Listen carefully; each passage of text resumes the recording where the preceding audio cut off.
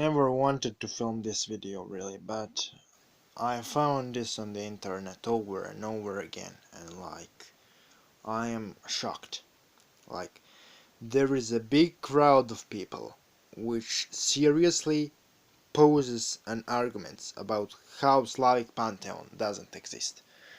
And their argument for Slavic Pantheon non-existing is that Christianity destroyed everything.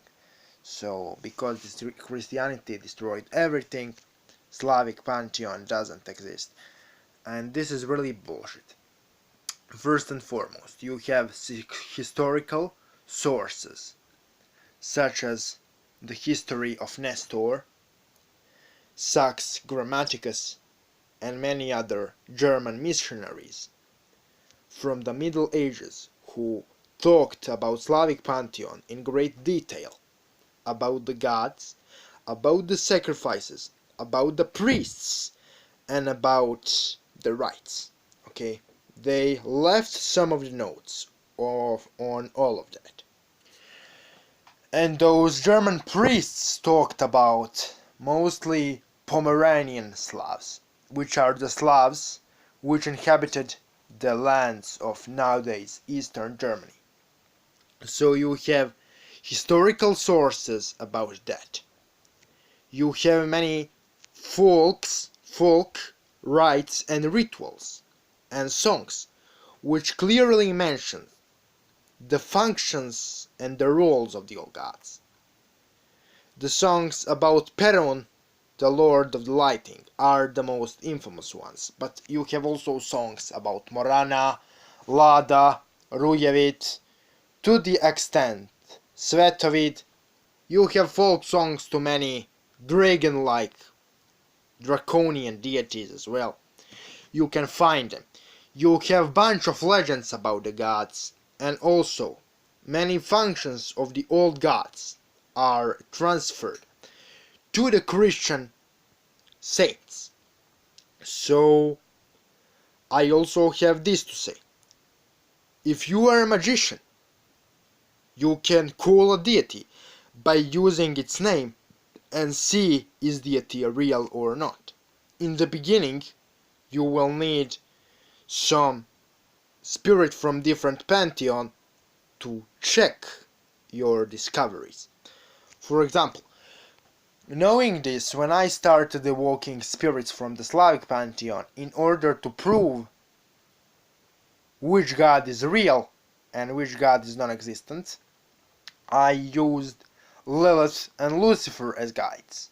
So I did like this. I call Lucifer and Lilith into the room, and then I read the names of Slavic deities. I construct the ritual and perform a evocation. If I get spirit manifested in ritual, then God is legitimate and real. If I don't get spirit manifested in the ritual, then God doesn't exist. So this way I found out many fake, invented gods, and I also found the real gods, which Slavic gods actually exist.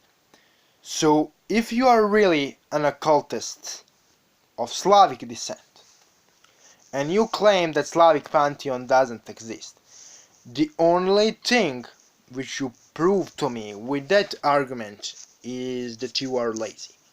As an occultist, you can use your abilities to tap into the names and see which gods are real and which gods are just intellectual constructs created by somebody. And for those who claim that there is no any evidence for existence of the Slavic gods, the only thing which that shit shows me is that you do not study your own folk songs, do not study your own history, and you are completely detached from your own tradition. Because imagine German guy saying that Norse pantheon doesn't exist, or some guy from France saying that Celtic pantheon doesn't exist. You will be ridiculed as fuck. You know why? Because Celtic Pantheon exists and Norse Pantheon exists, and in the same way Slavic Pantheon exists. Yes, due to the historical circumstances you have less evidence, but as an occultist you can call those spirits again and resurrect the current, tap into it again, and even open spiritual portals to that current into our reality, which can be done. So, to all Slavic auto-chauvinists, I am sending a message to fuck off really badly and to stop bullshitting. Because the only thing they are doing is they are just saying how miserable they are and how uninterested in their tradition they are. Thanks for watching, bitches. And let the kiss of Morana, the goddess of death, be upon you.